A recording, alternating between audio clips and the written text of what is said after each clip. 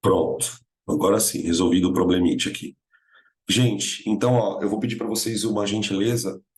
Eu cometi algum equívoco na hora de passar as questões para o slide aqui. As questões estão com a numeração errada. Eu peguei um arquivo que não era o arquivo certo de pegar as questões, que eu tenho aqui no notebook. Então, as questões estão com uma numeração meio bagunçada, tá bom? A gente vai começar com os exercícios de sala. Questão número 1.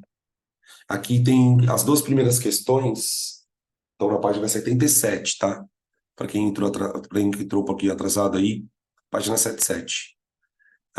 As primeiras duas questões são questões de solubilidade, e aí depois é só concentração, tá? Talvez a gente não consiga terminar isso hoje, eu deixo um pouco para hoje e deixo um pouco para semana que vem. A gente fecha na semana que vem, tá? Vamos ver se a gente consegue hoje. Aqui. Questão número 1. Na 1, gente, deixa eu separar aqui. Ele dá um gráfico de solubilidade. Deixa eu dar um zoom aqui. Ó. Ele dá um gráfico de solubilidade em função da temperatura para duas substâncias A e B. Tá? Lembrando que quando a gente está com um gráfico de solubilidade, cada linha do gráfico, cada ponto da linha, né? Vou pegar, por exemplo, essa curva aqui, ó. Cada ponto da curva representa a máxima quantidade de uma substância que você consegue dissolver na água, certo? Que a gente chama de coeficiente de solubilidade. Ele fala lá, então, duas substâncias A e B, A e B, e ele coloca alguns pontos no gráfico. Ponto 1, percebe que o ponto 1 aqui, ele está em cima das duas curvas, tanto da curva A como da curva B. O ponto 2, ele está em cima da curva A. E o ponto 3 está abaixo da curva A e acima da curva B. Tá bom? E aí ele começa a fazer perguntas. E a gente precisa analisar se elas são verdadeiras ou falsas. Tá? Ele diz assim, no ponto 1, então, imaginem que ponto 1, 2 e 3, deixa eu escrever isso aqui, ó. Pontos 2 e 3 representam soluções. Representam soluções. É importante fazer essa ressalva antes da gente começar a resolver a questão. Então vamos lá. O ponto 1. Segundo ele na alternativa A, no ponto 1, as soluções apresentam a mesma temperatura, porém as solubilidades de A e B são diferentes. Bom, se a gente olhar o ponto 1 com calma, a gente vai perceber que o ponto 1 é o ponto que faz parte das duas curvas, né? Então aqui eu teria uma temperatura comum para elas, de fato a mesma temperatura, só que a solubilidade é a mesma. Vendo? Ou seja, a quantidade dissolvida é a mesma. Então, eu posso dizer que ela é falsa e ainda posso fazer um adendo. No ponto 1, vou escrever assim. No ponto 1, temos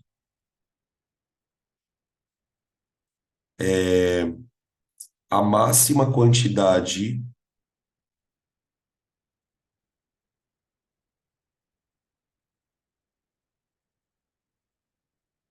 dissolvida, tá? Dissolvida, tanto para A, que é uma substância qualquer, que eu não sei quem é, como para B.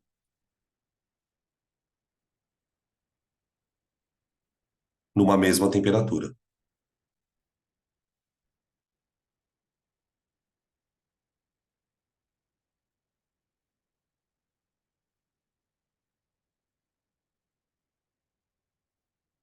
Beleza? Ok, matou, então tá falso. B.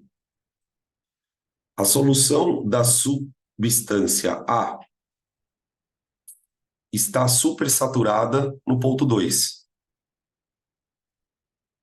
Gente, o ponto 2, ele representa uma solução, certo? Vou voltar aqui. O ponto 2 representa uma solução. Estou fazendo uma pergunta aqui. Como assim a máxima quantidade dissolvida? A máxima quantidade dissolvida é a solubilidade. Quando você vai dissolver uma substância dentro da água, você tem um limite.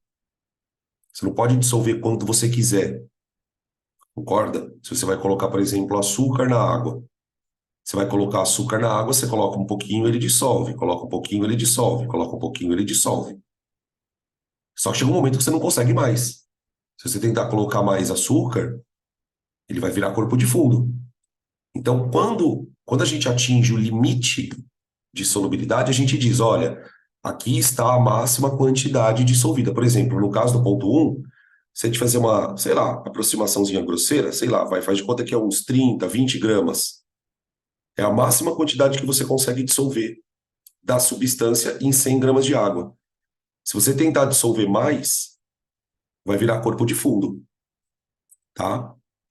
Para a substância 2, agora falando no item B, né? A solução da substância A está supersaturada no ponto 2? Não. Por que ela não está supersaturada? Porque o ponto 2, ele está exatamente em cima da curva. Tá vendo? Ó? Então, se isso aqui é uma solução, isso aqui, esse ponto representa uma solução, quer dizer que a quantidade que está dissolvida está exatamente no limite. Uma vez que ela está exatamente no limite, a gente não pode dizer que ela está supersaturada. Ela está saturada. Então eu escrevo assim, ó. Veja se vocês compreendem. B de bola. Ela é falsa. Eu vou escrever assim. O ponto 2 está sobre a curva A.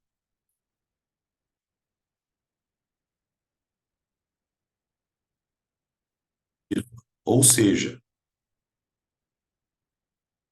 vírgula, trata-se de uma solução saturada.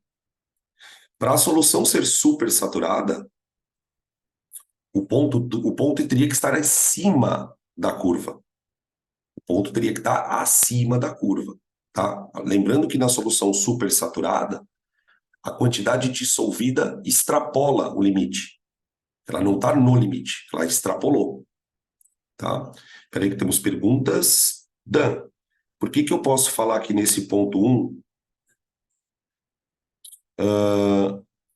a quantidade dissolvida está máxima? Porque o ponto 1 está em cima da curva. Se o ponto 1 é uma solução, significa que tem uma quantidade dissolvida. Ponto 1 é uma solução.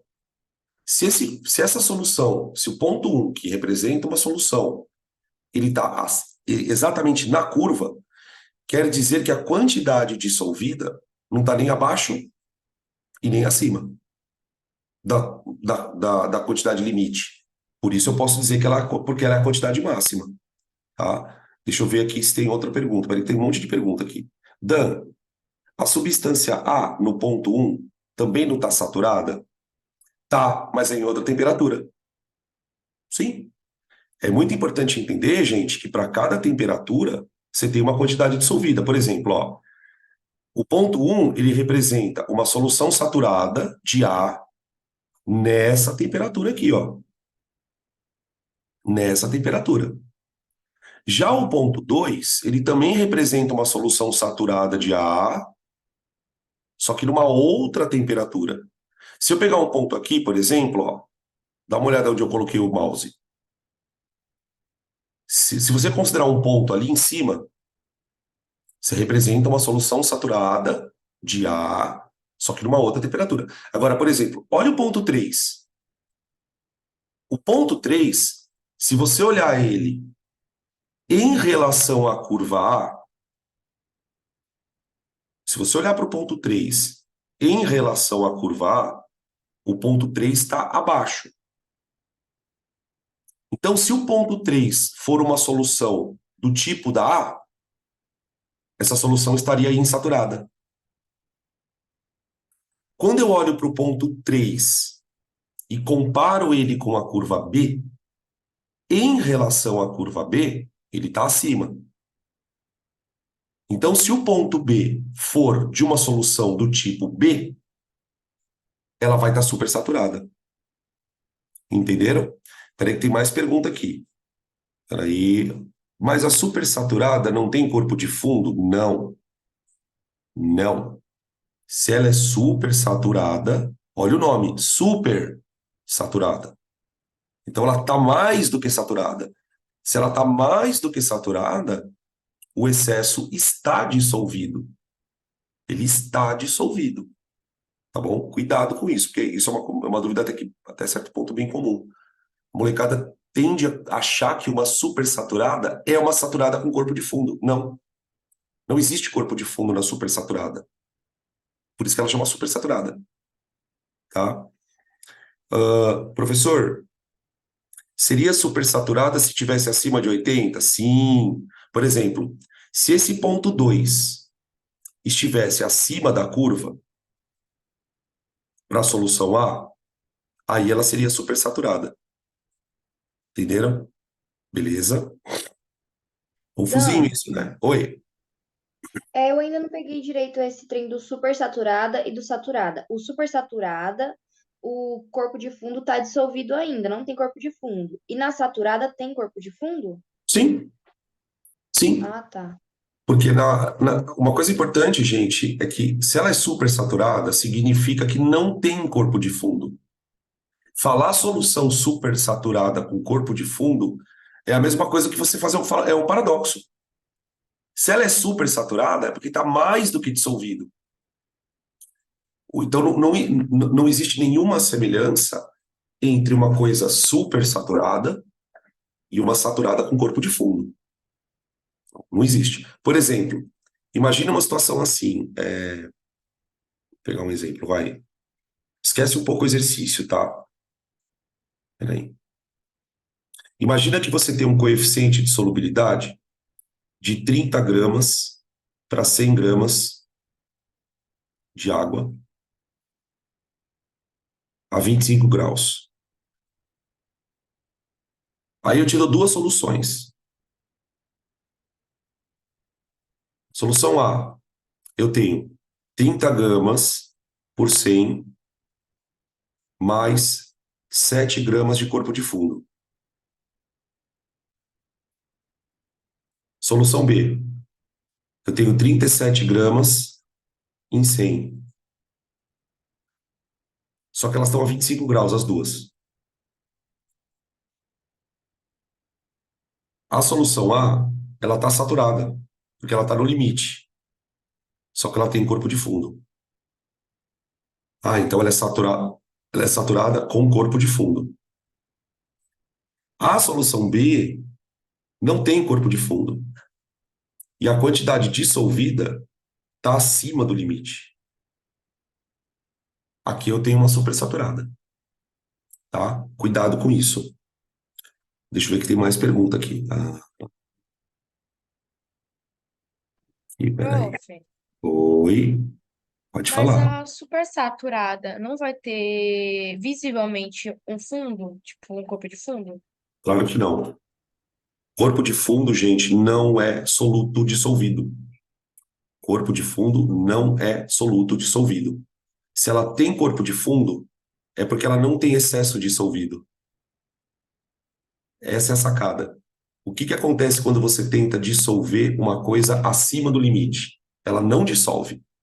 Então, se uma solução tem corpo de fundo, significa que ela está no limite. Acabou. Tá? Cuidado, corpo de fundo, vamos lembrar, ele é sólido. Sólido. Eu não posso nem falar que o corpo de fundo é um soluto dissolvido, porque ele não está dissolvido. Porque quando uma coisa está dissolvida, você não enxerga ela. Por exemplo, você consegue enxergar sal dissolvido na água? Não. Agora, se você pega um copo com água e enxerga o sal lá dentro, É porque ele é corpo de fundo. Ele é sólido. Se ele é sólido, ele não está dissolvido. Se ele não está dissolvido, você não extrapolou o limite. Tá? Cuidado com isso. Ó, outra aqui. Outra. Expliquei errado, prof. Sei que não tem. É que, por não ter corpo de fundo, para mim deveria estar acima da curva. Sim. Se não tem corpo de fundo, ela tem que estar acima da curva. Exatamente. Em relação ao ponto 3, outra pergunta aqui, ó. Em relação ao ponto 3, a substância A estaria supersaturada ou saturada com corpo de fundo? Olha que boa pergunta. Em relação ao ponto 3, olha o ponto 3. Espera aí. Ops. Em relação ao ponto 3. Ponto 3. Para a solução A, ó, o ponto 3 ele está numa certa temperatura, não está? Aqui, ó. Nessa temperatura, qual é a máxima solubilidade de A? Como que eu encontro isso? Ó? Nessa temperatura, deixa eu colocar aqui com a caneta que fica mais fácil. Nessa temperatura aqui, ó. Qual é a máxima solubilidade de A? Não está aqui em cima, ó? Essa aqui é a máxima solubilidade de A.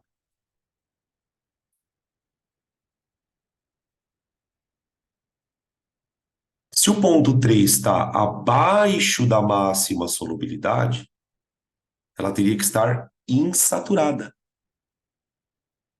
Insaturada. Para A, ela está insaturada. Agora, se você olhar para a curva B, a curva B está dizendo o que para mim? Que nesta temperatura aqui, ó, qual é a máxima solubilidade? Não está aqui, ó? Nessa temperatura?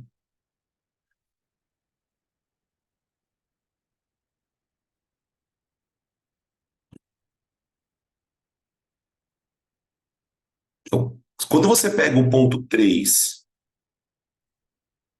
aqui, e considera que o ponto B3 é da solução B, significa que ele está com uma quantidade acima do limite. Então, o ponto 3, já que nós estamos, já que deu uma bugada no ponto 3, já vamos falar sobre ele aqui, ó. Vamos escrever para o ponto 3. O ponto 3. Primeira hipótese. Se ele for uma solução do tipo A,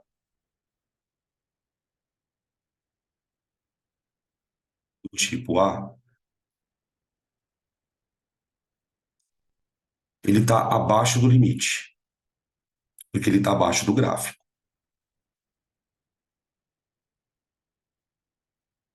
Se o ponto 3 for uma solução do tipo B,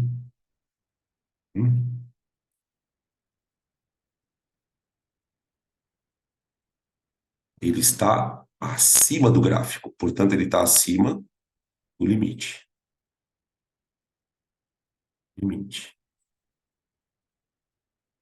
Se ele está abaixo do limite, aqui ela é insaturada.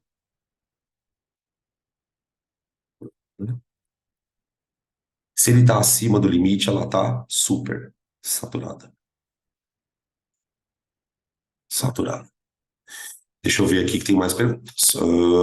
Putz, entendi. Em relação ao ponto, tá, já foi. Isso seria insaturada. Tanana. Dan, então eu posso dizer que o coeficiente de solubilidade é maior. E se o coeficiente de solubilidade é maior, a saturação da solução seria maior? Sim. O que significa dizer que a saturação da solução é maior? Significa que você pode dissolver mais até chegar no limite. Então, isso é uma observação boa. Outra, tipo, para supersaturar, ele tem que ultrapassar o limite? Sim, exatamente. Para supersaturar, você tem que ultrapassar o limite. Graficamente, como que você percebe que você supersaturou? você percebe que você supersaturou porque o ponto estaria acima do limite. É exatamente isso. Outra, mas não forma corpo de fundo quando dissolve tudo. Isso, exatamente. Não forma corpo de fundo porque dissolve tudo. Por isso que eu falei para vocês, é até um paradoxo dizer que a solução é supersaturada e tem corpo de fundo. Não tem como. Outra, Dan, para colocar no gráfico uma substância que está saturada com corpo de fundo, ela ficaria com o ponto em cima da reta? Sim. Porque, gente, uma coisa importante, não importa se a solução está saturada com corpo de fundo ou sem corpo de fundo. Não importa. Se ela está saturada, ela está no limite. Ah, mas e o corpo de fundo? O corpo de fundo é porque você tentou dissolver mais e não conseguiu. Então, por exemplo, olha o tipo de pergunta que surge aqui. Imagina duas soluções na mesma temperatura. Uma está saturada e a outra está saturada com corpo de fundo. Vou repetir. Imagina duas soluções na mesma temperatura. Uma está saturada e outra está saturada com corpo de fundo. Quem é mais concentrada? Conseguiria me dizer? Iguais. Exatamente. Exatamente. Porque o corpo de fundo ele não está dissolvido mesmo agora. Olha a outra pergunta. Olha a outra pergunta. Duas soluções na mesma temperatura. Uma está saturada e outra está supersaturada. Quem é mais concentrada? A saturada. Uh-uh. A super. Aí é a super. Porque se ela é super, ela está além de saturada. Você estourou o limite. Você estourou o limite que era para aquela temperatura. Então, quando você compara as soluções, não importa se ela tem ou não corpo de fundo. Saturada sem corpo de fundo ou saturada com corpo de fundo. Mesma coisa. Se eu comparo uma saturada, por exemplo, considere esse ponto 3 de novo, esse bendito ponto 3 aqui. A dor de cabeça da gente hoje, ó. O ponto 3, ele é uma solução. Tá. Se eu pegar um ponto aqui em cima do gráfico, ó, e considerar duas soluções, uma aqui e outra aqui, essa está no limite. Então a quantidade dissolvida é o limite. Essa daqui está acima do limite. Então ela é mais concentrada, porque a quantidade dissolvida está acima do limite. Tá? Então, sempre que eu comparo supersaturada com saturada, a supersaturada está mais concentrada, que tem mais coisa dissolvida. Quando eu comparo uma saturada com corpo de fundo, ambas têm a mesma concentração, porque elas estão saturadas. Elas estão no limite. O corpo de fundo, como eu disse, independe, porque ele não está dissolvido. Bugation total, hein? Foda, né? Ô, Bruno, Isso é a primeira questão, hein? Fala. então é correto eu pensar que, tipo assim, o que define a saturação, a insaturação é o coeficiente de solubilidade. Então, tipo assim, eu sempre tenho que pensar nele para definir se é supersaturada, se é insaturada, se é É, saturada, se tem corpo de fundo, se não tem. na Eu vou sempre focar verdade, nele, porque ele buga muito. na verdade, o coeficiente de solubilidade não é o que está dissolvido, ele é o limite. Então, para você classificar uma solução como saturada, super ou insaturada, você tem que comparar o que está dissolvido com o limite.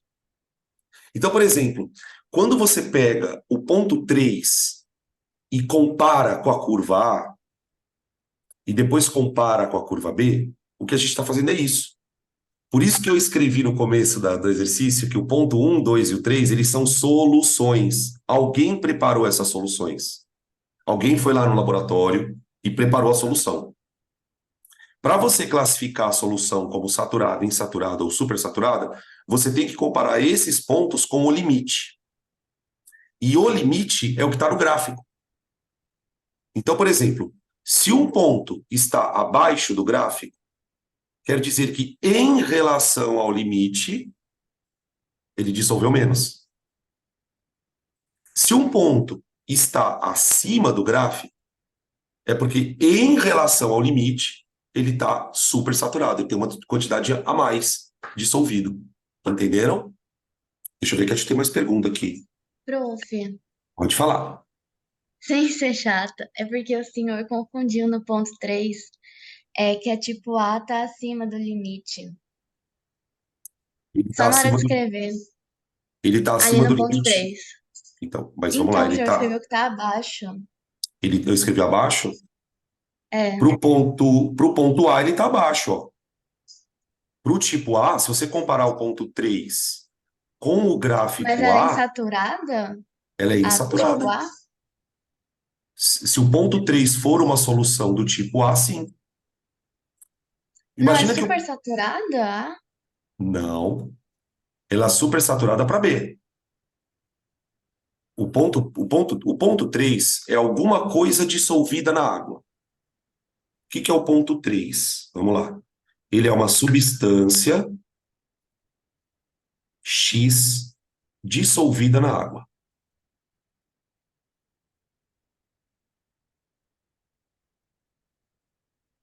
Quem pode ser esta substância X? Se for a substância A, ele dissolveu abaixo. Ele dissolveu abaixo. Ah, como que você sabe que ele dissolveu abaixo, Dan? Porque comparando o ponto 3 com o gráfico A, ele está abaixo do limite, ó. Ele está abaixo do limite. O limite está aqui, ó. O limite está aqui. Então, se o ponto 3 representar a substância A, ela está insaturada, de fato. Agora, se o ponto 3, se essa substância que está no ponto 3 for a substância B, comparando com a solubilidade de B, a solubilidade de B está aqui embaixo, ó. Então, o ponto 3 teríamos mais do que o limite permite. Se eu teria mais do que o limite permite, eu teria uma supersaturada. É isso mesmo. Bugation total. Vai, pode perguntar ainda. Eu tô aqui. Amo questões assim, até parece. Isso. Por isso que eu falei. 1, 2 e 3, eles podem representar soluções do que você quiser. Pode ser solução do tipo A. Quer ver? Vamos, já que a gente está no inferno, vamos abraçar o capeta. Vamos abraçar o capeta. Imagina que o ponto 2 fosse uma solução do tipo B. O que ele seria? Imaginem que o ponto 2 fosse uma solução do tipo B. O que ela seria, essa solução? Quando eu falo que o ponto 2 é uma solução do tipo B, eu tenho que passar a comparar ele com o gráfico de baixo, não é? Certo? Se o ponto 2 for uma solução do tipo B, ela é supersaturada. Porque para o B, ele está acima. Beta maior. Para o B, ele está acima. Agora, se o ponto 2 for uma solução do tipo A, aí ela é saturada. Por quê? Porque para o gráfico A, ele está exatamente em cima. Ele está exatamente em cima. Isso é muito louco. Tá? Então, uma coisa que Não. talvez. Só um minutinho. Desculpa te cortar. Uma coisa que talvez esteja confundindo um pouco a cabeça de vocês é a seguinte: não é porque um ponto está em cima de uma curva que ele representa uma solução daquela coisa. Por exemplo, o ponto 2 ele está em cima da curva A. Mas ele não necessariamente representa uma solução do tipo A.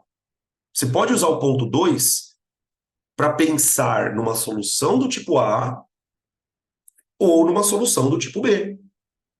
Tudo vai depender das alternativas. Então, por exemplo, quando ele fala na B, ó, a solução da substância A está supersaturada no ponto 2? Quando ele fala isso, o que ele está falando, na real? Se o ponto 2 for uma solução do tipo A, ela está supersaturada? Não. Porque em relação ao gráfico A, ela está bem em cima dele. Então, tipo, ela está saturada. Quando ele fala aqui no primeiro item, né, que a gente julgou já, ó, no ponto 1, as soluções representam a mesma temperatura, mais solubilidades de A e B diferentes. Então, ele está dizendo assim, se o ponto 1 for a solução A, e o ponto 1 também for a solução B, essas soluções estão na mesma temperatura e têm solubilidades diferentes? Não. Elas estão na mesma temperatura, mas elas têm a mesma solubilidade. Não sei se ficou claro isso. Acho que, não sei, já não sei. Vê aí, vocês podem perguntar, tá, gente? Relaxa, quantas vezes for necessário. Porque o exercício, ele é assim. A Pode minha falar, dúvida é sobre outra coisa. pode falar. Eu estava pensando aqui, se eu fosse fazer sozinha, eu acho que eu não ia pensar isso. Como que eu sei que os pontos 1, 2 e 3 representam soluções? Porque não está dizendo ali. Chama-se experiência. Você tem que ter visto alguém Porque fazer isso. eu ia pensar que 1, 2 e 3 seria, sei lá, marcas ali de solubilidade a diferentes temperaturas, mas não ia pensar que seriam soluções. Pois é, pois é. É exatamente. Esse é um tipo de questão que gera esse problema mesmo.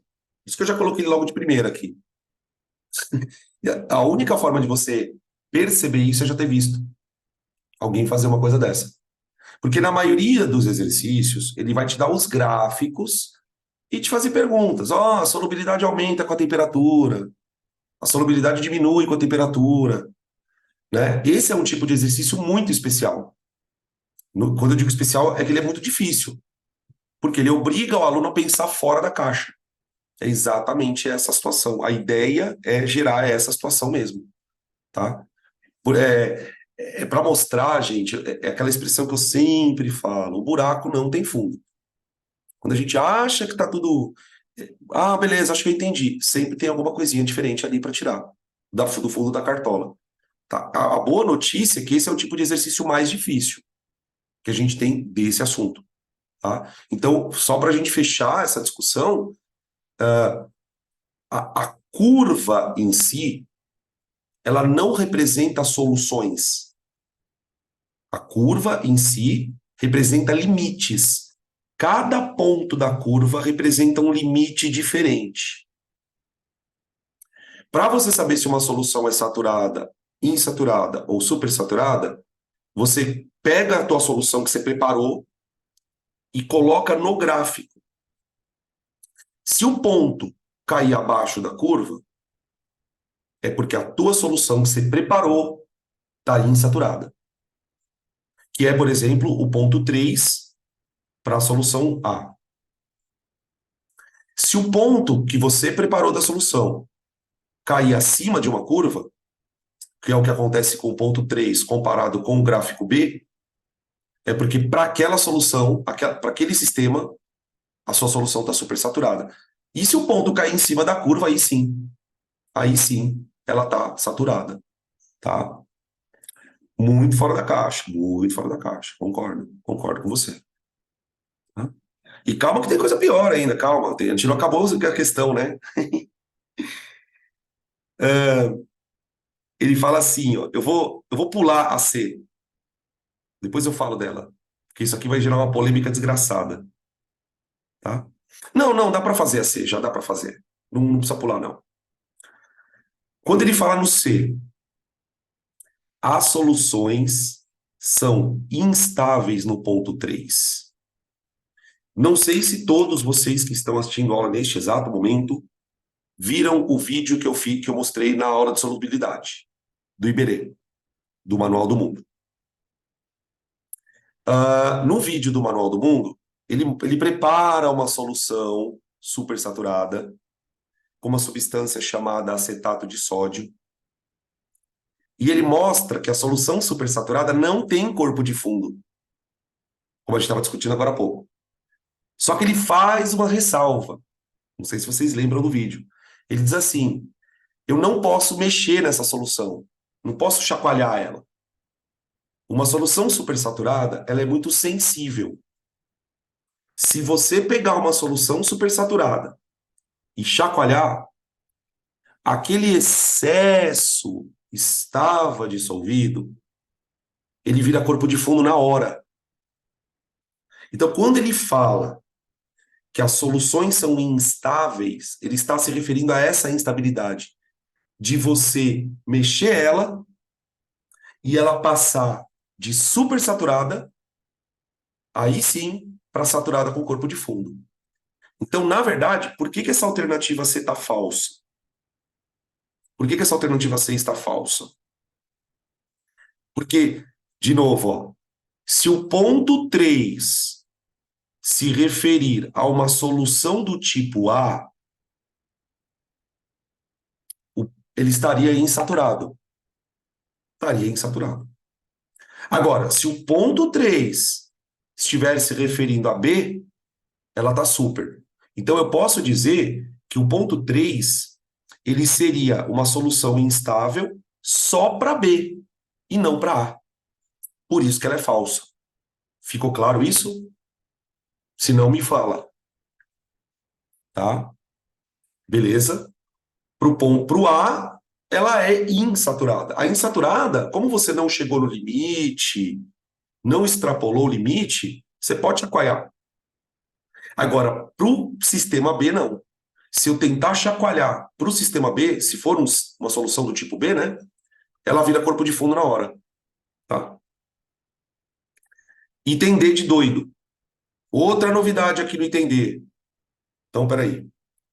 Eu vou ter que apagar isso aqui, gente. Vocês me desculpem. Vocês querem tirar print dessa tela?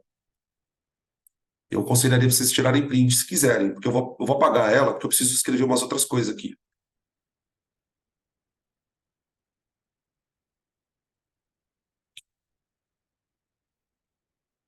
Pronto. Dan, tem como você tirar a sua câmera para tirar o print? Tem. Peraí. Tirei. O textinho embaixo também. E textinho, velho. Não tem nada embaixo aqui na minha. Saiu agora. Era a opção ali da tua caneta Ah, de escolher a cor e tudo mais. agora Tá bem ali em melhorou? cima no canto. Aham, deu certo aqui. Viu? Pronto. Pronto. Aí. Agora eu vou apagar aqui. Tá. Agora, para a gente poder julgar a alternativa D de doido, a gente precisa olhar para o gráfico da substância A. O que acontece? Quando a gente olha para o gráfico, a gente percebe que a solubilidade ela varia com a temperatura.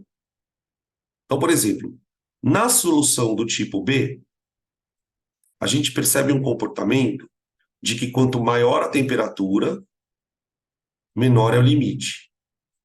Menor é o limite. Então, já meio que resolvendo o item D. Para o sistema B, para o sistema B, a gente pode dizer que eu tenho uma solubilidade exotérmica.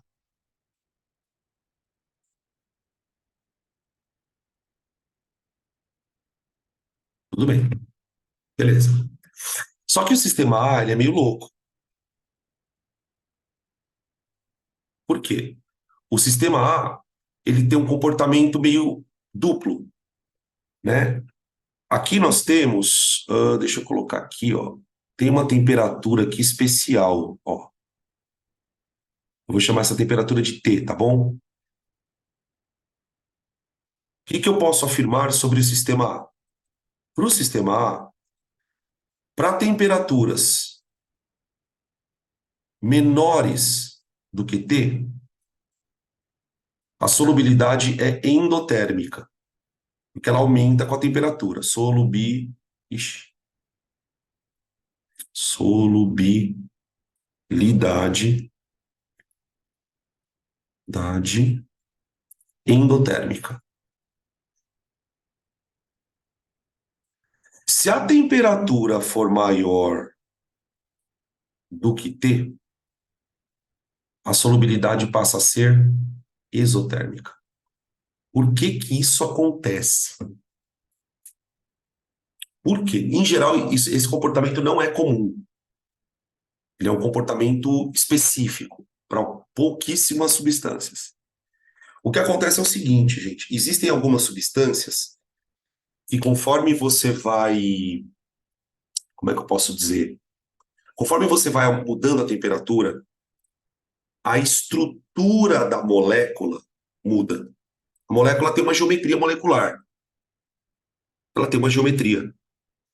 Só que quando você esquenta muito, essa geometria muda. E quando isso ocorre, a solubilidade muda também, o comportamento muda. Então, esse tipo de comportamento duplo sugere que esse soluto ele é sensível a mudanças de temperatura. Eu vou escrever isso depois, tá? Primeiro vamos falando aqui, tá? Então, aqui temos uma novidade, tá? Não é uma coisa que você olha e fala, eu teria que saber isto. Não, não teria que saber. Não teria. Eu estou te contando isso. Tá? Isso acontece, por exemplo, quer ver com que tipo de substâncias? Proteínas. As proteínas, elas têm, não sei se vocês lembram da biologia, né? Proteína tem uma estrutura terciária. Só que algumas proteínas, quando você esquenta demais, a biologia chama até de desnaturação, né? A proteína muda a estrutura dela. Quando ela muda a estrutura dela, ela vai mudar várias coisas. No caso, por exemplo, de uma enzima, ela para de funcionar. Então, ela é como se fosse uma outra substância. E a mudança ela é tão drástica que até a solubilidade muda. Tá? Então, eu vou escrever assim, ó. Para alguns solutos,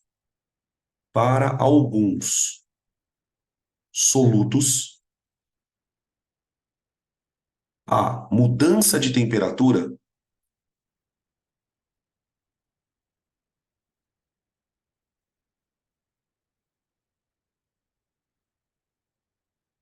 provoca alterações estruturais.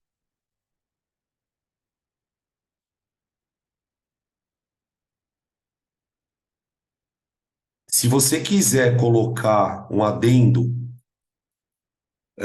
escrever proteína, por exemplo, que isso talvez ajude você a lembrar desse tipo de comportamento. Para alguns solutos, a mudança de temperatura provoca alterações estruturais, o que leva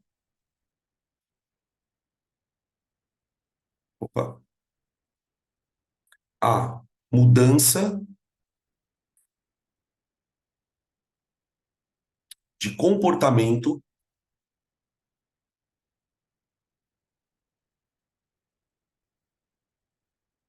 quanto à solubilidade.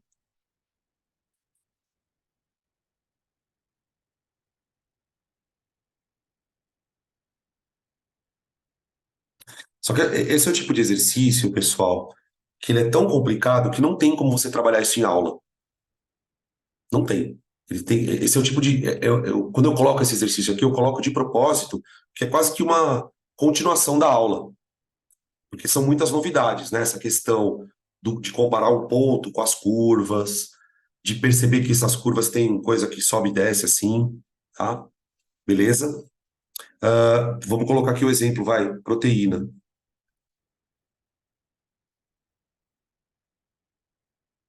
Proteínas, por exemplo. Tá? Então, quando ele fala na D de dado, né? A D de dado ela é falsa, na verdade. Por que que ela é falsa? Ele diz assim: as curvas de solubilidade não indicam mudanças na estrutura. Uma delas indica, a curva A.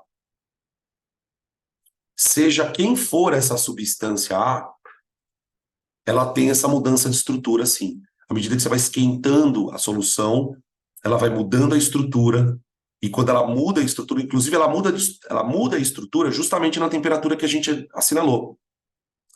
Porque é exatamente a partir dessa temperatura que ele começa a se comportar de maneira diferente, de maneira não previsível, como era antes, digamos assim. tá? E a alternativa E, que é a correta, opa, fala, a solubilidade da substância B segue o perfil esperado para gases na água. Sim, sim, sim. Eu vou mostrar para vocês uma coisa aqui, ó, só para mostrar que a gente comentou isso na aula. Deixa eu voltar um pouquinho aqui, rapidão. Peraí. Ó, aqui, ó, para aqui. Ó. Para gases em líquidos, solubilidade exotérmica, poluição térmica. A gente até falou um pouquinho sobre isso na aula. O que que é poluição térmica, tá? É a poluição, entre aspas, devido ao excesso de temperatura na água, que vai diminuir a quantidade de oxigênio dissolvido e que isso atrapalha os ecossistemas, porque os animais acabam tendo menor quantidade de oxigênio disponível na água, porque aumenta demais a temperatura da água, a quantidade de oxigênio cai, e uma vez que a quantidade de oxigênio cai, os organismos acabam morrendo, tá? Então, isso é verdade, tá? Você vê que ao mesmo tempo a questão é super difícil, mas encontrar a resposta verdadeira não era tão difícil, no sentido de que a E é uma alternativa muito verdadeira.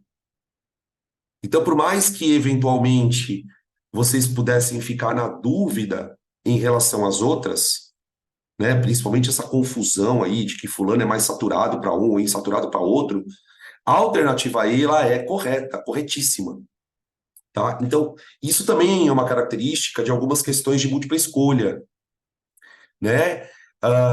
Às vezes as alternativas, você olha para as alternativas e fala, meu, eu não sei, mas tem uma aqui que eu sei que é verdadeira. Então, meio que você abandona as outras e fala, mano, essa daqui é a verdadeira, tá? Beleza? Então, guarda essa informação. Todo gás em água tem solubilidade exotérmica.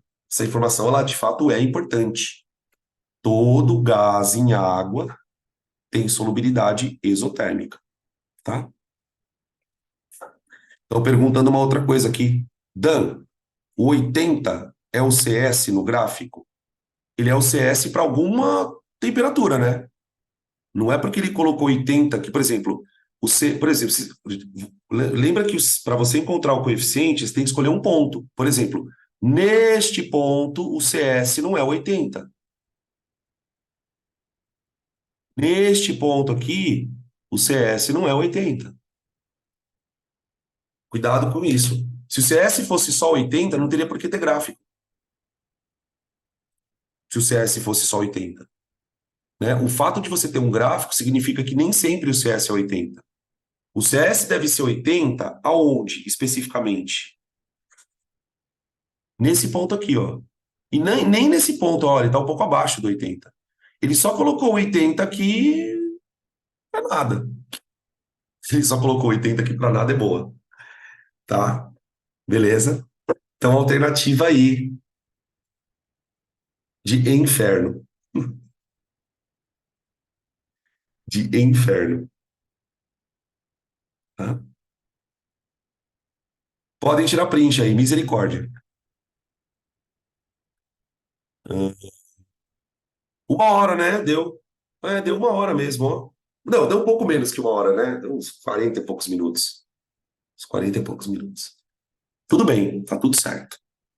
Tá tudo certo. O que importa é que a gente conseguiu entender o bagulho.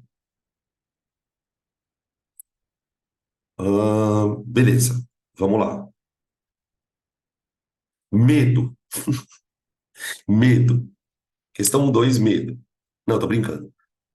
Deixa eu dar um zunzeiro aqui. Zunzeira. Zazunzeira. Bom, aqui o problema é outro. É outro. Ele deu um gráfico de coeficiente de solubilidade para várias temperaturas de várias substâncias. Tudo bem? E aí ele fala, ó, Curvas de solubilidade, como as representadas no gráfico abaixo, descrevem como os limites, ou seja, os coeficientes de solubilidade, num determinado solvente, variam em função da temperatura. Então, de novo, vamos lá. Antes de ler as alternativas, eu vou colocar um ponto no gráfico.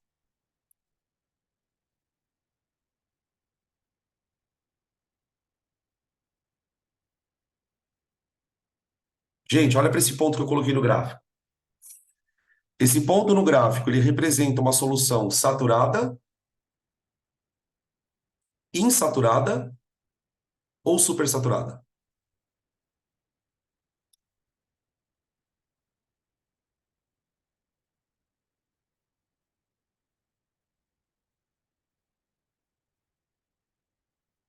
E aí? Quem respondeu aqui já acertou, tá? Vou dar mais um tempinho para vocês pensarem aí. Repetindo a pergunta, esse ponto aqui no gráfico representa uma solução saturada, insaturada ou supersaturada? Isso, já estão acertando aqui. Depende de quem, exatamente, depende de quem. Agora sim, agora sim. Por exemplo, para sacarose, se for sacarose, sacarose.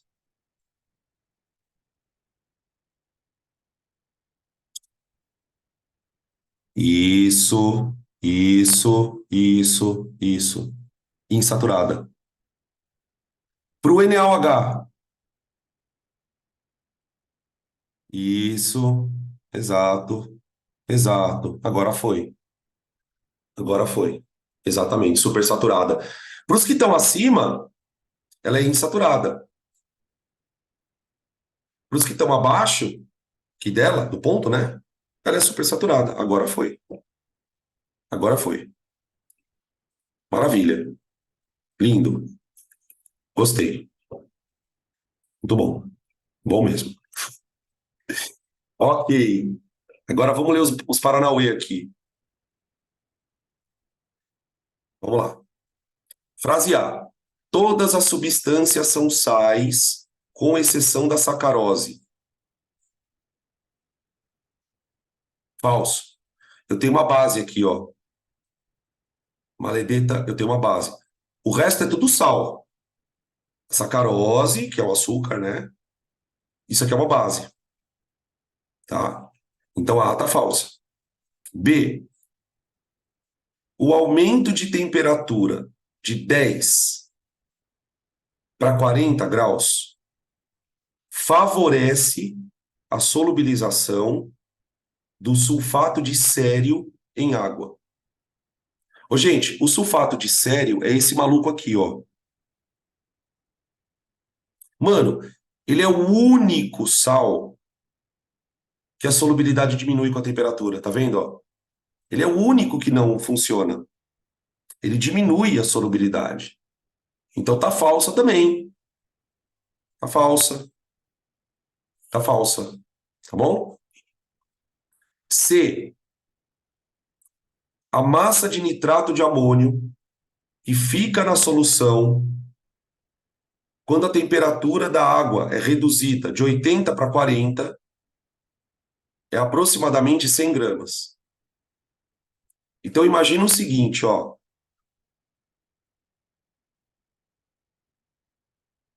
Você tem... opa, peraí. Você tem nitrato de amônio. Você tem uma solução de 80 a 80 graus. Você abaixa para 40.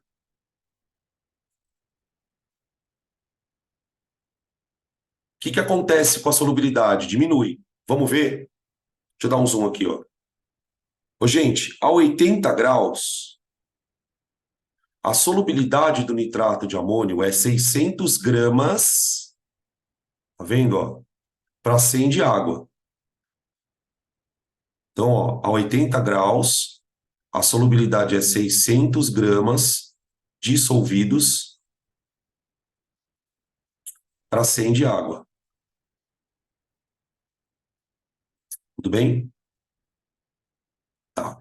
Aí eu vou baixar a temperatura para, segundo o exercício, para 400. Para 40, perdão. Desculpa, 40.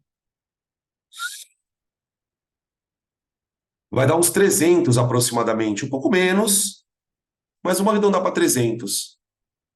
Então você fica com 300 dissolvidos.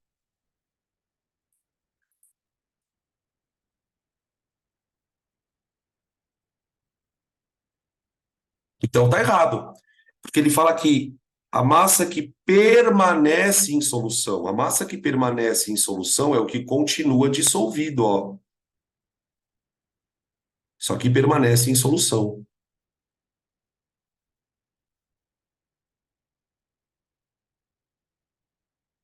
Ô, gente, agora, aqui eu tinha 600, não tinha? Se ficou dissolvidos 300, cadê os outros 300?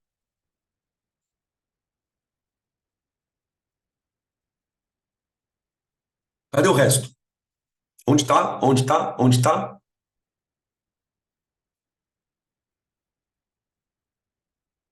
Tem uma palavrinha. Corpo de fundo. Ele cristalizou. Ele cristaliza. Então, aqui eu teria uma solução saturada com corpo de fundo, porque você abaixou a temperatura, abaixou a solubilidade, e o excesso não está mais dissolvido. Ele vira corpo de fundo. É isso mesmo. Tá? Então tá falsa a C. D. Prof, Oi, posso perguntar um negócio? já perguntou. Toda vez que abaixar a temperatura, pode-se dizer que vai ter corpo de fundo ou nem sempre? Se você abaixar a temperatura de determinada forma, sim. Por exemplo, geralmente para formar o corpo de fundo, a gente abaixa a temperatura de maneira meio rápida. Se o abaixamento for feito de maneira lenta, o corpo de fundo não forma. Aí você faz a supersaturada. Aí você faz a supersaturada. A supersaturada, você abaixa a temperatura de maneira muito lenta e sem agitar. Na maioria dos casos, não é isso que você faz. A gente põe no banho de gelo, a temperatura abaixa rápido e aí forma um corpo de fundo. Tá? Por isso que eu falei para vocês, assiste o vídeo do Iberê, assiste de novo, ali ele explica tudo isso. Ele fala, olha, como que eu consigo produzir uma solução super saturada? Você tem que abaixar a temperatura. Só que se abaixar a temperatura, forma corpo de fundo. Só que se você abaixar a temperatura devagar, o corpo de fundo não forma. É como se você enganasse a solução. É como se você enganasse a solução. Tá? Então, respondendo a sua pergunta objetivamente, toda vez que eu abaixar a temperatura, forma corpo de fundo? Não. Depende de como abaixa. No exercício, ele vai dar essa clareza. Ele vai falar assim, geralmente, né? Quando ele quer supersaturar, ou seja, quando ele não quer cristalizar, ele vai dizer abaixamento lento e sem agitação. Se o abaixamento for lento e sem agitação, aí o corpo de fundo não forma. Se o abaixamento de temperatura for, por exemplo, num banho de gelo e agitando, aí o corpo de fundo forma. Tá?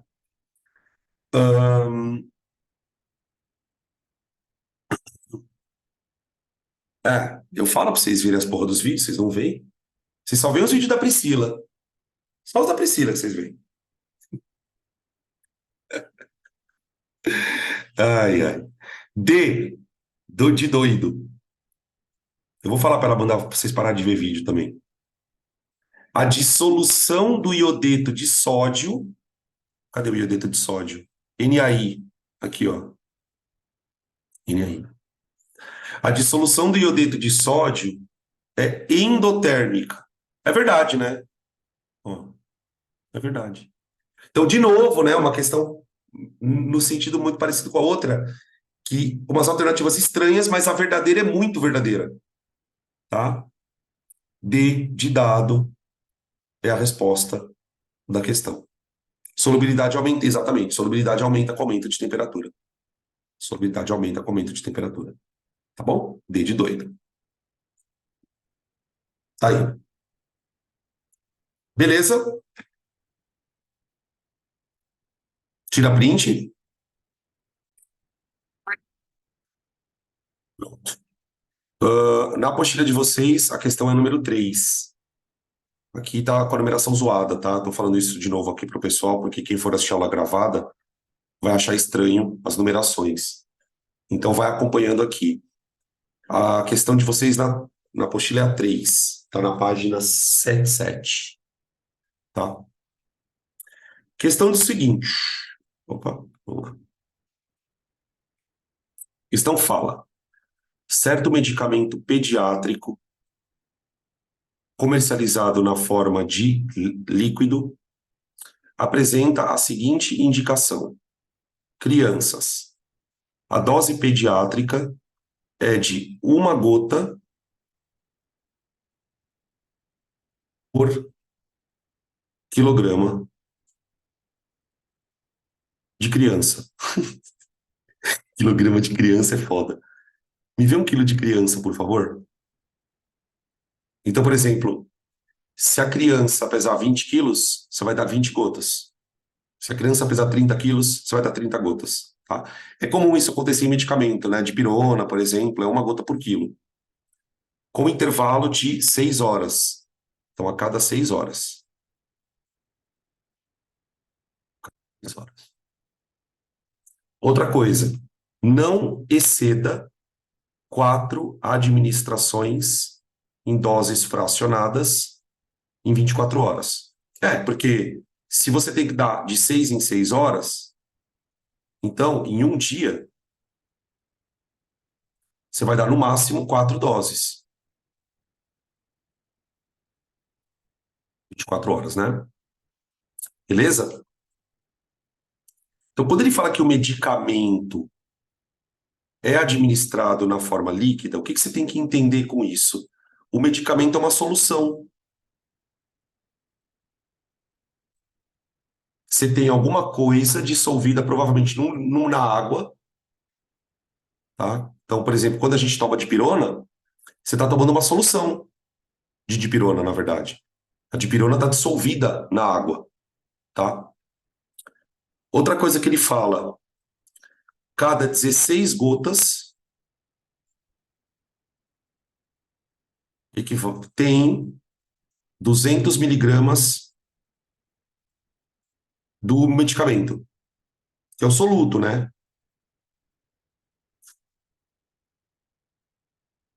Beleza? Determine as seguintes grandezas. A. Qual é o volume máximo em ml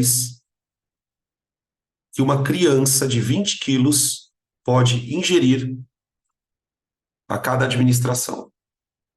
Volume em ml. Bom, se a criança tem 20 quilogramas, ela vai tomar 20 gotinhas.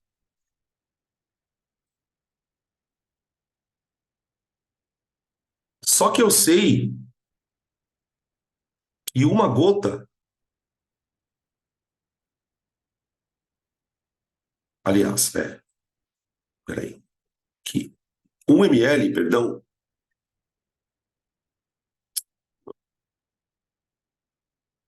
L equivale a 16 gotas. Né? Onde que está essa informação no texto? Aqui, ó.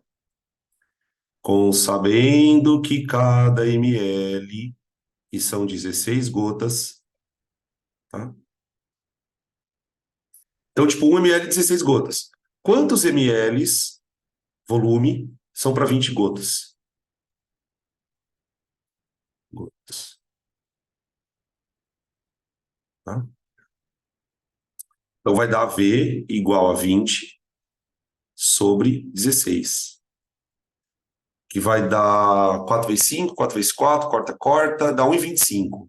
Confere aí. 1,25 ml. E tem A já foi. B. Qual é a massa máxima em miligramas que a criança pode ingerir em um dia? Em um dia. Cara, o que eu posso pensar? Em um dia são 4 doses.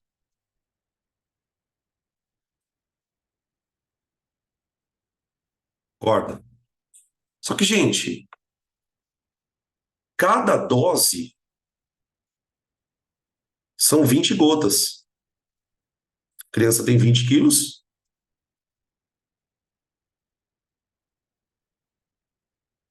Concorda? Puta, então peraí. Em um dia, ela toma 80 gotas ao todo. Peraí, deixa eu fazer diferente. Aqui, ó. São 80 gotas. Então, eu sei que a cada 16 gotas, a criança está ingerindo 200 miligramas do medicamento. Se ela tomar 80 gotas, que é o que ela toma por dia,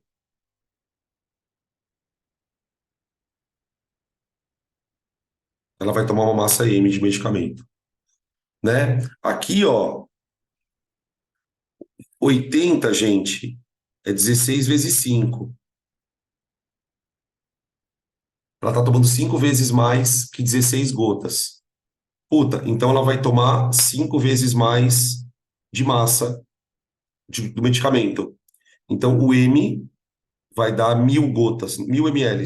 Oh, 1.000 miligramas. Alô, Danilo, acorda. 1.000 miligramas, tá? 5 vezes mais. Se quiser colocar assim em miligramas, ele pediu em miligramas, né? Então deixa 1.000. Se você fosse passar para grama, seria 1 grama. Seria 1 grama. Tá bom? Aí, questão B, o item B já era. Pode tirar print.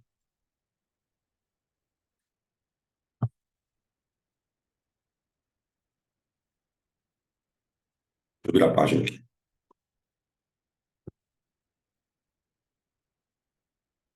Próximo.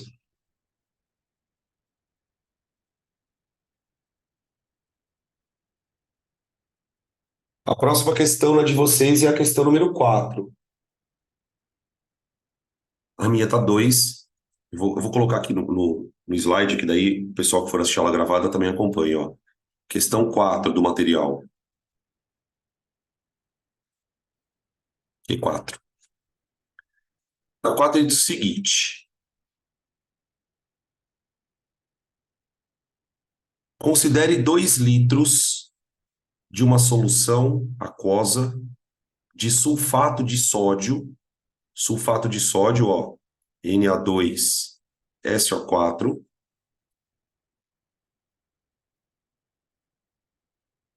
de concentração 2 mols por litro. 2 mols por litro. Só que o cara preparou um volume de 2 litros.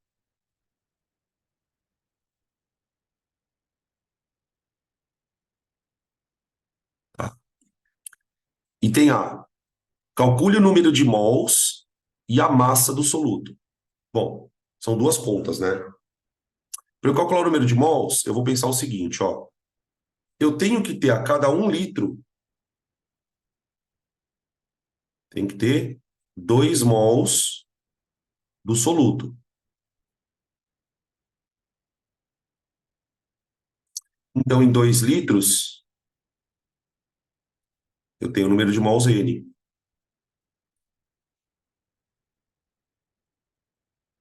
Tá? Portanto, o N do soluto é 4 mols. Tem 4 mols dissolvido na água. Tá bom? Só que agora eu quero a massa. Para calcular massa, eu tenho que calcular massa molar. Claro que o exercício vai fornecer isso, tá, gente? Ele fornece as massas dos átomos, né? Do sódio, tá? Eu vou colocar aqui os valores porque eu lembro de cabeça, tá? A massa do sódio é 23. É 23 vezes 2. Mais. A massa do enxofre é 32. Mais. A massa do oxigênio é 16.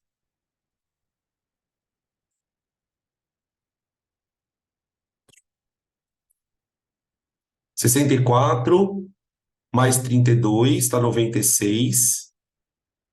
96 com 46. Eu acho que é 142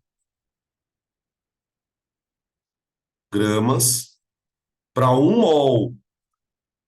Isso aqui é por mol. Não esquece que é a massa molar. Você vai fazer tudo com regra de 3, cara. Tudo com regra de 3. Então, 142 gramas é 1 mol. Tá bom. Só que lá dentro do negócio, eu tenho 4 mols.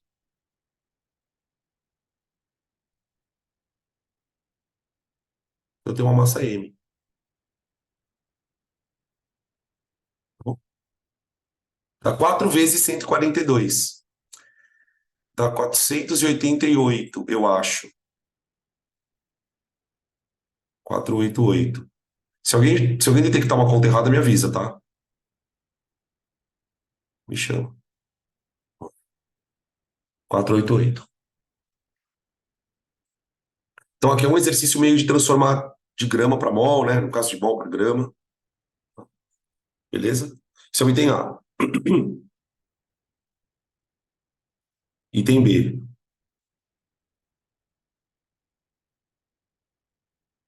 Calcule o número de mols de íons dissolvidos, considerando que o soluto se encontra dissociado. Aqui, já acharam o erro aí.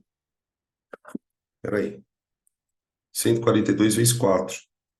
Nossa, nada a ver, 488, né? Viajei. É que eu não quis fazer na calculadora. Dá 568.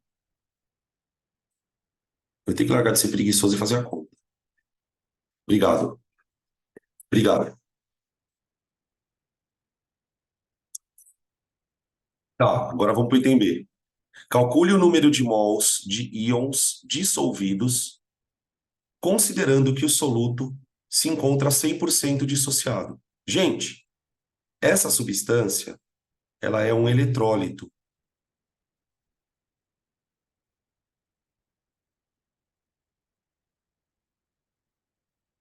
Então, o que que acontece com o eletrólito quando você põe ele na água? Ele dissocia. Então, Na2SO4, aquoso, vai liberar 2Na+,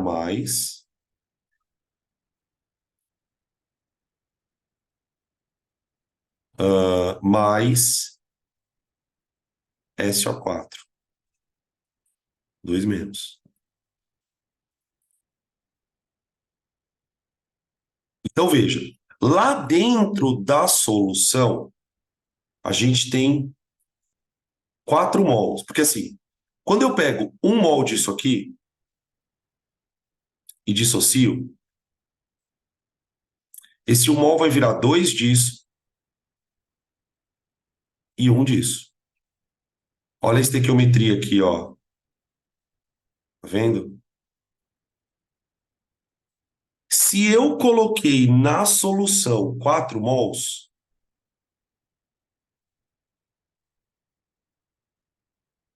eu vou ter que produzir aqui 8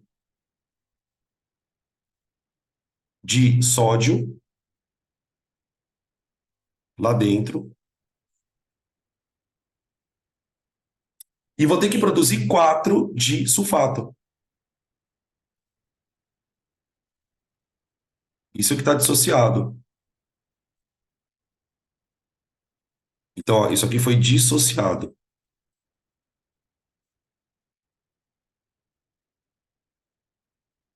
Então, se eu juntar a quantidade de cátion e ânion, eu vou ter 12 mols de íons.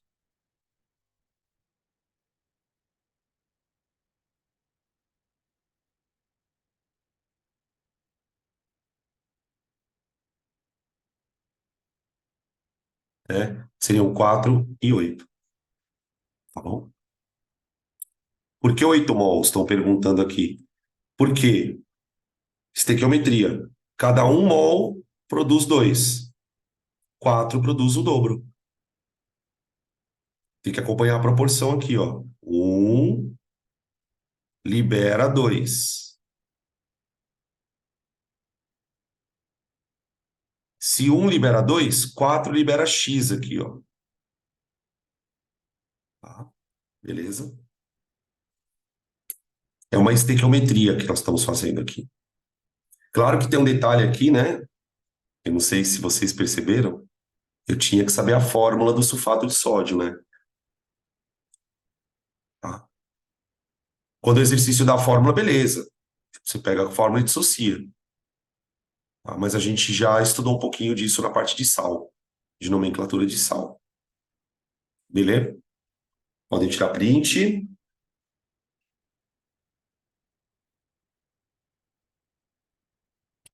Agora, a gente vai pular a questão 5, que eu não coloquei aqui. Eu não coloquei a 5. Deixa eu até anotar aqui, porque depois da semana que vem eu vou ter que fazer, né? Espera aí. Fazer. Oh, que droga essa caneta, gente. Ai, ai. Fazer. Eu não fiz ainda. Vai pular a 5, tá? A gente vai para a próxima aqui, depois da 5. É a 6.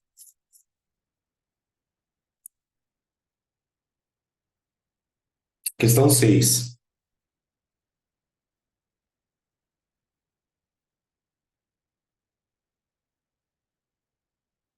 É 6. Na 6 ele diz o seguinte: o ibuprofeno C13, H18, O2 é um fármaco bem conhecido e amplamente utilizado pertencente à classe dos anti-inflamatórios não esteroidais. Cerca de 90% do ibuprofeno ministrado diariamente é excretado pela urina. Então vamos lá.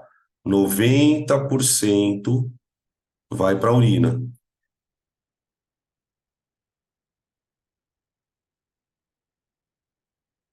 Vai para a urina. Sabendo que um paciente ingeriu 2.400 miligramas, então, ingestão,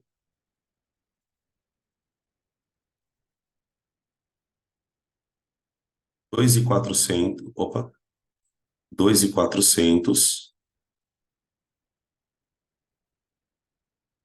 Qual a concentração em mol por litro desse fármaco presente na urina do indivíduo, considerando que o volume da urina é de 2 litros? Então, eu quero a concentração na urina, em mol por litro. Então, a primeira coisa que eu tenho que fazer aqui, o volume da urina é 2 litros. A primeira coisa que eu tenho que fazer é descobrir quanto tem na urina. Então, eu vou fazer a seguinte conta, ó. 2.400 miligramas é 100% do que do que o cara ingeriu. Eu vou fazer uma conta diferente. Eu vou calcular 10%, que é mais fácil de fazer essa conta. 10%, você pode calcular os 90%, tá, gente? Só que a conta fica mais chata. Eu vou calcular os 10 porque é o que não está na urina.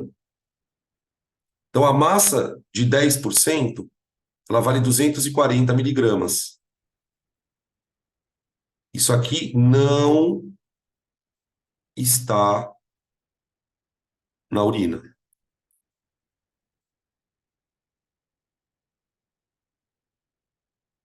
Então vamos calcular a massa da urina. A massa que está na urina é 2.400 menos o que não está na urina.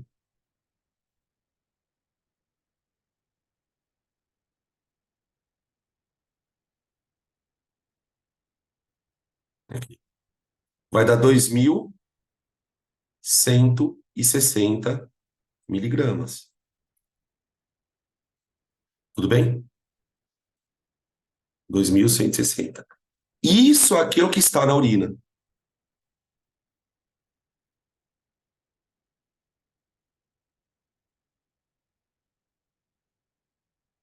Só que ele quer a concentração em mol por litro, gente. Então, o que eu vou fazer primeiro? Primeiro eu vou calcular a concentração em miligramas.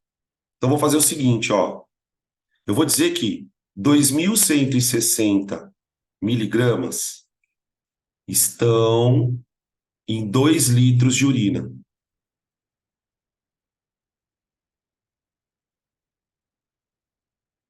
Dois litros. Qual é a massa que vai estar em 1 litro? Isso aqui ele quer em mol por litro, né? Então ele quer em cada 1 litro. O resultado eu passo para mol. O resultado eu vou passar para mol. Então a massa que tem na urina em 1 litro é de 1.080 miligramas em 1 litro de urina. Aqui. Tá, agora eu tenho que passar essa coisa para mol. Então, se eu tenho que passar a coisa para mol, eu vou calcular a massa molar do ibuprofeno. A massa molar. Vai dar 12 vezes 13, que é a massa do carbono, mais, ó, você tem 13 carbonos, 18 hidrogênios e 2 oxigênios. Então fica 1 vezes 18, que é a massa dos hidrogênios, mais 16 vezes 2. Tá? E aí eu vou achar a massa molar.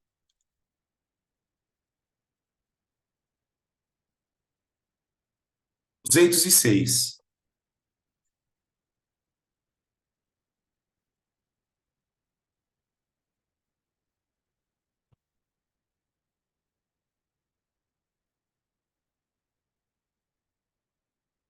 Estou fazendo de novo para não fazer conta errada. Agora eu transformo isso aqui para mol. Tá, abre uma outra regra de 3.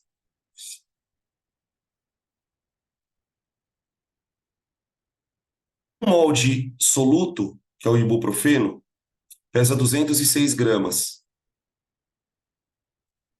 Quantos mols vão pesar? 1.080 miligramas. O mili eu vou colocar 10 a menos 3, tá?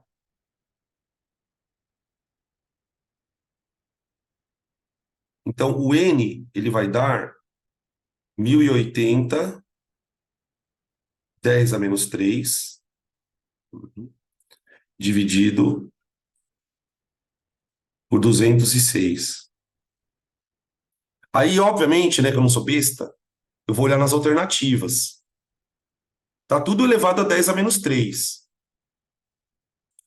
1.080 dividido por 206, gente, vai dar aproximadamente 5. O valor tem que estar próximo de 5. Como as alternativas são muito diferentes, a gente consegue bater direto na alternativa E, sem fazer a conta. Dá aproximadamente 5,2, 10 a menos 3 mol. Isso está em 1 litro. Isso está em 1 litro. Tá? Se você quisesse usar a fórmula de concentração, essa parte azul que a gente desenhou no final aqui, você vai pegar o número de mol e dividir pelo volume. Uma outra maneira de você fazer é, ao invés de primeiro, em vez de pegar isso aqui, ó, e dizer que está em 2 litros, qual a massa que está em 1, você podia pegar isso aqui já, passar para mol, e depois fazer a regra de 3 com o volume, tá? Mas tem que fazer essas duas regras de 3. Primeiro descobre quanto tem por litro, em miligramas, né? Então isso aqui, ó, gente, que vocês estão vendo em amarelo aqui, ó, já é uma concentração, porque a quantidade, só que ela está em miligramas por litro. O que eu fiz na parte azul foi passar de miligramas por litro para mol por litro, tá bom? Beleza? Dá alternativa aí. Ô, gente, tira print, porque pediram para eu voltar um pouco o slide aqui. Pediram para voltar na questão anterior. Então, tira print dessa primeiro.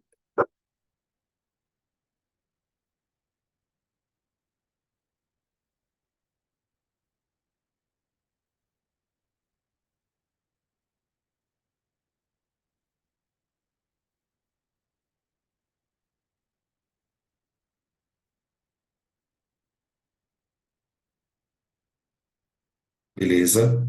Agora eu vou voltar na outra aqui, tá? Então, pedi aqui.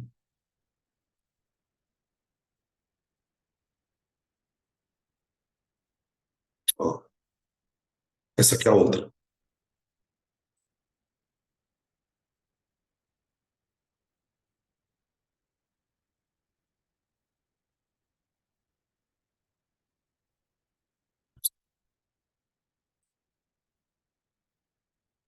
Beleza? Posso tirar?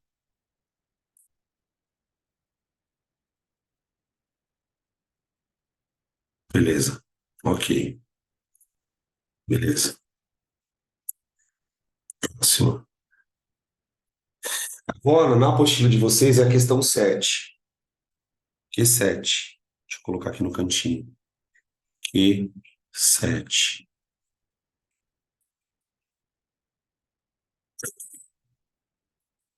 Na minha A4. Questão 7. A solubilidade é uma propriedade física muito importante do ponto de vista biológico. Veja, por exemplo, o caso das vitaminas. Elas são indispensáveis à dieta alimentar, pois atuam na regulação de muitos processos vitais. O consumo excessivo de vitamina C parece não ser prejudicial ao organismo, pois, quando em excesso, será eliminada na urina, uma vez que ela é hidrossolúvel. Vitamina hidrossolúvel. Ó, vitamina C, eliminada pela urina, hidrossolúvel.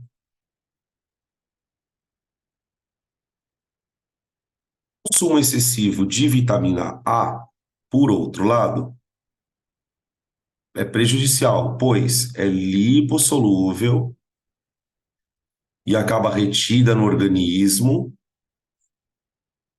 produzida principalmente no fígado. Aqui. Daí ele deu as estruturas. Ó, a vitamina C, ela é praticamente um hidrocarboneto, quase. Só não é um hidrocarboneto porque tem um OH aqui, né? Tá? Então ela é eu posso colocar assim, ó. A vitamina A, ela tem baixa polaridade.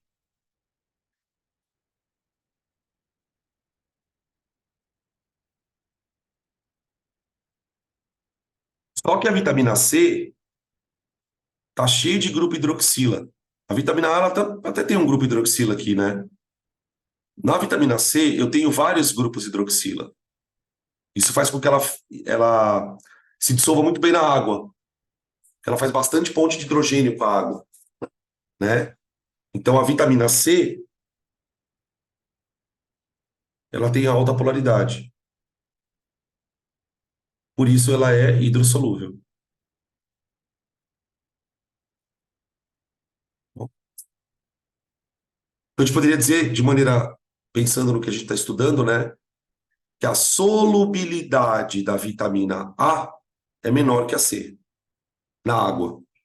De maneira geral, ela é menos solúvel. Tá. Frase 1. Em relação às solubilidades das vitaminas A e C, considere as proposições abaixo. 1. Devido à presença de uma cadeia carbônica relativamente longa, que apresenta caráter apolar acentuado, a vitamina A é praticamente insolúvel na água, apesar de conter uma hidroxila. Para mim, está tudo certo.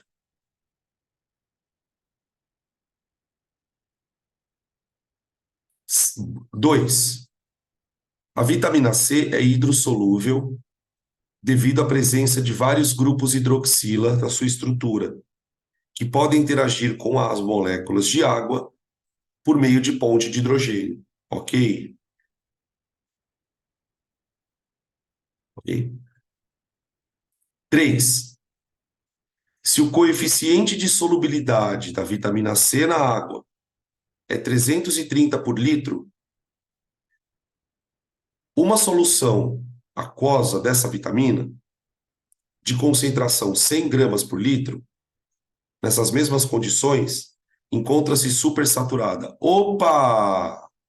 Nananina não. Falsa. Se o coeficiente é 330 e ela está dissolvendo 100, ela está insaturada.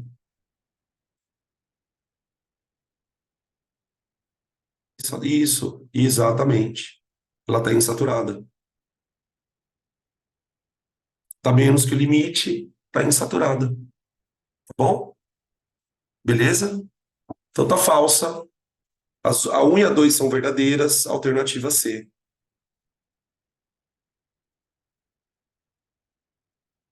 Alternativa C. Aqui uma questãozinha mais de conceito, né? Bom, bom. Aí. Fechou. Alternativa C. Próximo. Pode tirar print se quiser.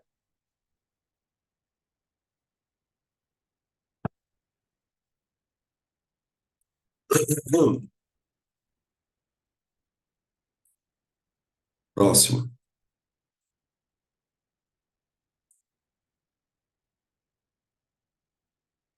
Agora é a 9. Agora é a 9.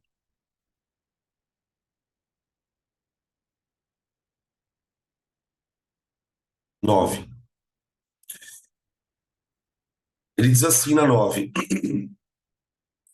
A toxicidade de algumas substâncias normalmente é representada por um índice conhecido como DL50, dose letal mediana. Agora ele vai definir o que é DL50. Ela representa uma dose aplicada a uma população de seres vivos que mata metade dos indivíduos. E ela normalmente é medida utilizando-se ratos como cobaias. Então, tipo assim, você quer definir o que ele chama de dose letal. Uma dose letal é uma quantidade de coisa, de substância, que vai matar metade de uma população. Para você dizer que uma coisa é letal, ela tem que matar metade de uma população. Metade. Esse índice é muito importante para seres humanos, pois, ao se extrapolar os dados obtidos com as cobaias, pode-se determinar o nível tolerado de contaminação de alimentos para que possam ser consumidos de forma segura pelas pessoas. O quadro apresenta 3 pesticidas e suas toxicidades. A unidade, miligrama por quilograma, indica a massa de substância ingerida pela cobaia. Então, por exemplo, ok, tem um pesticida chamado diazinon. A dose letal dele é 70 miligramas por quilograma de rato. Tipo assim, imagina que um rato tem 1 quilo. Puta que pariu, né? Imagina um rato de 1 quilo, velho. Tudo bem, vai. Se um rato de 1 quilo ingerir 70 miligramas, metade da população morre. Aí tem esse outro aqui, ó, Malathion. Se o rato tiver 1 quilo e a população ingerir 1.000 miligramas, metade da população morre. Aí tem esse outro chamado atrazina. Atrazina. Se o rato tiver 1 quilo e a população, né, de ratos ingerir 3.100 miligramas, metade da população morre. Tá? É muito importante aqui a gente não perder de vista essa parte do exercício, ó. A unidade miligrama por quilo indica a massa da substância pela massa da cobaia. Por isso que eu falei, né? Imagina que o rato pesa 1 quilo. Tipo uma ratazana, né? Um pacote de açúcar. Tá bom? Aí ele continua.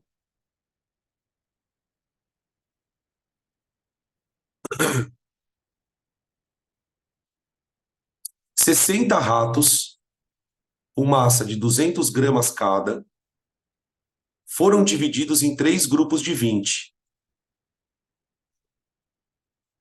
3 amostras de ração contaminadas, cada uma delas com os pesticidas indicados no quadro, na concentração de 3 miligramas por grama de ração, foram administrados para cada grupo de cobaias." Então, pera lá. Eu tenho 3 populações. População P1, população P2, população P3. Cada uma com 20 ratos. Eu vou contaminar uma ração. A ração, ela está contaminada com 3 miligramas por grama de ração. Cada rato consumiu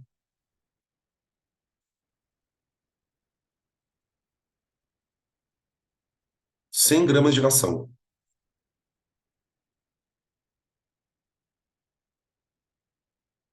Quais grupos terão mortalidade mínima de 10 ratos? Ou seja, em qual dos grupos eu administrei a dose letal?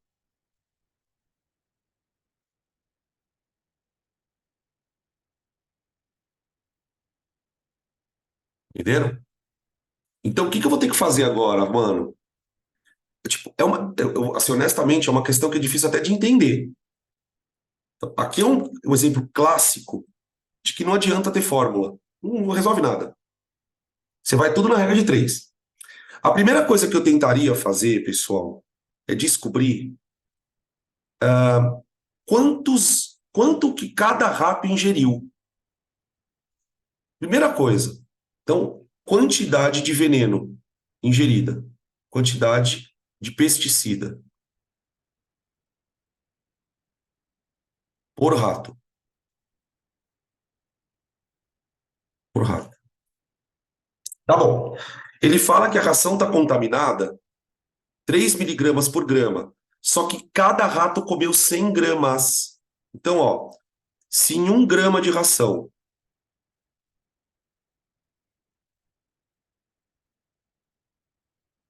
eu tenho 3 miligramas de veneno, de pesticida, se o rato comer 100 gramas, ele está comendo uma massa M.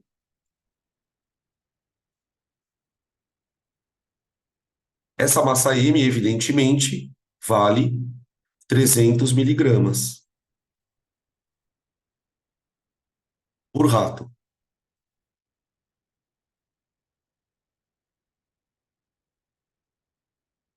Bom, então cada rato comeu 300 miligramas. Agora eu preciso ver se esses 300 miligramas estão na dose letal. Só que você tem que tomar cuidado, por quê? Você não pode pegar esses 300 gramas e olhar na tabela.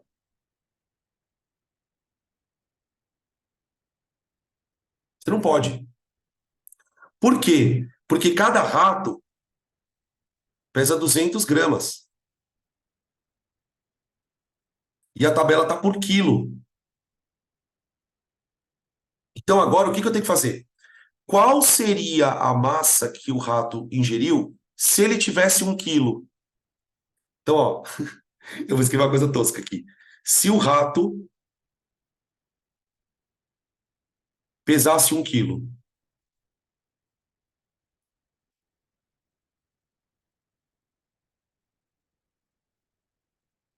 é uma ratazana, né, velho? Se encontrar um bicho desse, capaz que ele te dê um pau. Ele pega um pedaço de pau e dá na sua cabeça, a ratazana.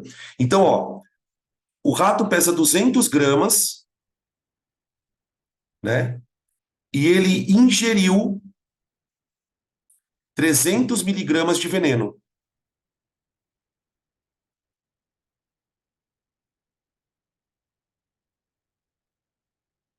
Qual vai ser a quantidade de veneno que ele vai ter por quilograma? Ó, olha como eu estou escrevendo quilograma, né? Grama com grama.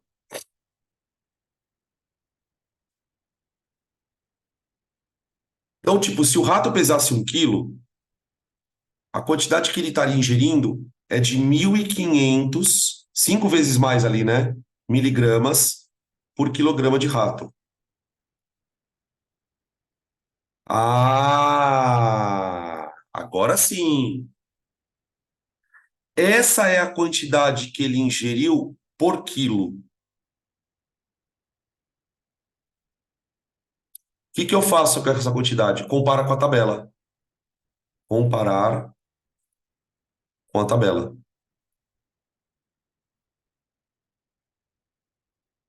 Olha, 1.500 miligramas por quilo, gente.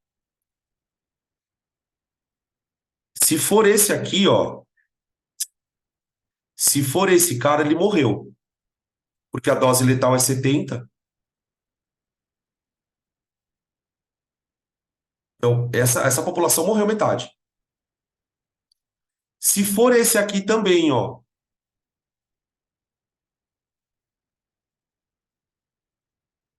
Morreu pelo menos metade da população. O único que não foi o atrazina, tá?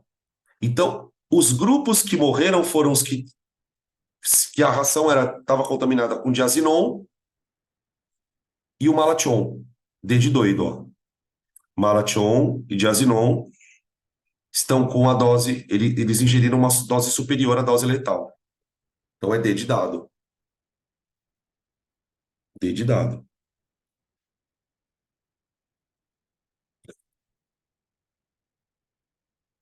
Beleza? D de Deus. D de Deus. Beleza?